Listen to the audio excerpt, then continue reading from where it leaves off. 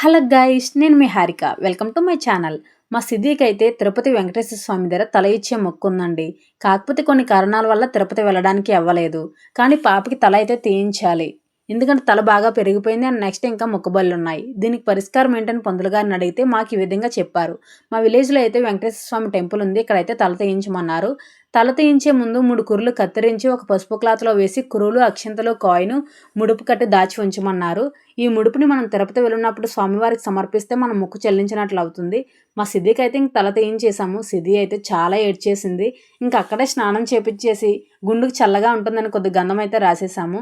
ఇంక సిద్ధిని రెడీ చేసేసి చిన్న బొట్టు అయితే పెట్టేశాము. సేమ్ తిరుపతి గుండులాగే ఉంది కదండి.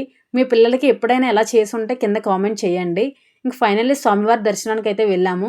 దర్శనం చేసుకునే ముందు పంతులు గారికి అయితే ముందు పొత్తరిచ్చేసాము. ఇంకా బయటకైతే వచ్చేసాము. నా ఛానల్ ఫస్ట్ టైం చూస్తున్నట్లయితే లైక్ అండ్ సబ్స్క్రైబ్ చేయండి. Bye guys.